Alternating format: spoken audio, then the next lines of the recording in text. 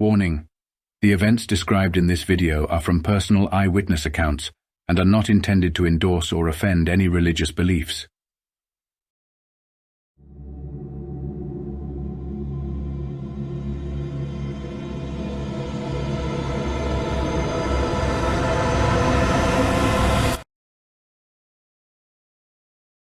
Tonight we have a spooky tale about an unwelcome and mysterious visitor. So settle back, dim the lights and prepare yourself to be intrigued by a story we call The Mirror. This is a true story that happened to my parents in the 1970s in Surrey in England. They had invited a couple of friends over for a game of cards, but the evening had barely started when there was a power cut.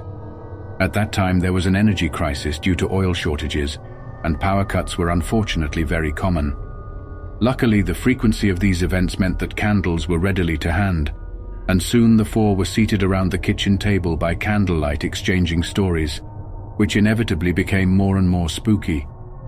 One of the guests suggested that they use an OUIJA board to see if they could contact any spirits. The board was a common game in the 1970s, and was strangely originally marketed to children, and it was seen as a bit of fun, and nothing more sinister or dangerous.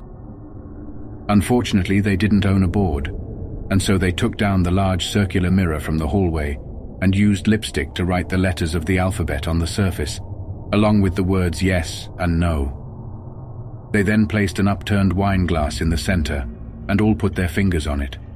The wine had flowed freely, and no one was really taking the game seriously. One of the men seemed to be trying to force the glass to move just to scare the women, and after a while of no results, they grew tired of the game and returned to chatter. The next morning, the mirror was cleaned and returned to the hallway. A few days passed. One night, my dad was away doing a gig with his band. He worked as a draftsman but enjoyed writing and music in his spare time, so was often away with his band. Another power cut, and so my mum went to bed early, not really tired enough to sleep. Then the story takes a mysterious turn. As she lay there, she could hear a quiet tapping sound, as if someone was scraping their nails down the window pane outside.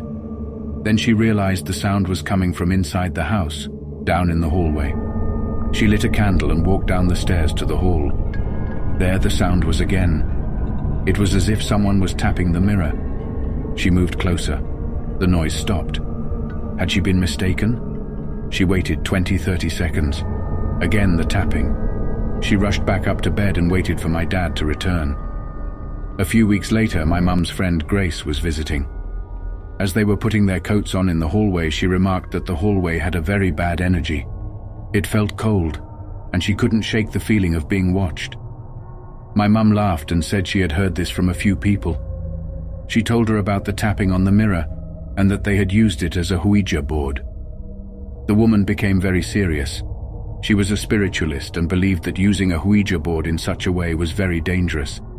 It could open a portal for bad spirits, particularly if not used correctly with proper protection of prayer, or if used for fun.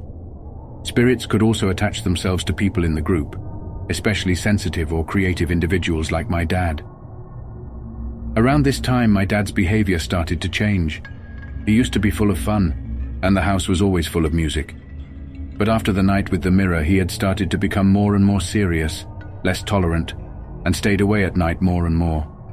One day we were all in a playground. I was 3 or 4 years old. An elderly man walked past and sat watching us from an opposite bench. My dad whispered to my mum, "That's the demon. He's never going to leave me alone." Over the next few weeks, on entering the house, my mum didn't linger in the hallway. She always had a sense of being watched. One evening she returned home after dark. As she pulled up in the car, she realized that the whole street had no power. She entered the hall by the light of her lighter and hurriedly took off her coat, not wishing to spend any time in the hall. Then she saw it. A dark, shadowy figure in the mirror. Not a reflection. Within the mirror. She rushed upstairs where my dad was already in bed, and they cuddled up together by candlelight. The next day, my mum took down the mirror, wrapped it in an old sheet and put it into the attic space. She phoned her friend Grace, who had warned her about the mirror, and Grace suggested that we go to London to consult a Catholic priest she knew. I have no memory of the visit, but apparently the priest blessed my sister and I, and gave my mum a small gilded Bible and a crucifix. He told her that if she felt a presence in the house again, that she should hold the Bible and recite the Lord's Prayer. Inevitably, a few weeks later, my mum was alone again, and she awoke at around 3 a.m. to hear a shuffling noise from the attic above. She went to switch on the light, but the power was out. Pulling the covers up to her face, she looked around the room. The darkness seemed to be closing in on her, as if it were a thick black blanket. Terrified, she reached for the Bible. As she touched it, a spark-like static momentarily lit the room. She recited the Lord's Prayer several times before eventually getting back to sleep by candlelight. At this time, my dad was also becoming increasingly paranoid about being followed, and after much persuasion, he agreed to go to London to see the same priest. The next day, my mum received a telephone call from the priest. He told her that my dad had a demonic spirit attached to him, and that he had been unable to detach it. He then told her that she should take her children and leave him, for everyone's safety. I still find it incredible that someone from the church would advise that. A few weeks later, we had a knock on the door and the bailiffs were there to repossess the house. My mum called my dad's office and was told that he had left the company several months earlier. He didn't return that night, or ever. In later years, I found out that my mum had hired a private detective to find my dad, and he was found to be living in a caravan with a woman from his band.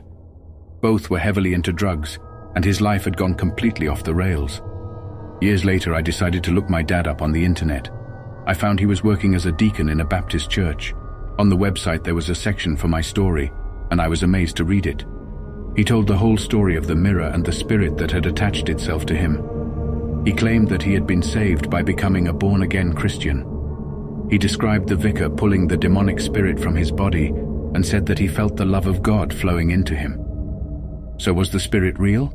Or was it just the product of over-imaginative minds in those dark nights with power cuts? My mum has never been religious, but she still has the Bible gifted to her by the priest beside her bed, within reach. If you could hear her tell the story, you would believe every word. And as for the mirror, well, when the house was repossessed, the mirror went with it. So if you see a gilded circular mirror in a charity shop or listed on eBay, think very carefully before buying it, or you might be receiving an unwanted visitor yourself.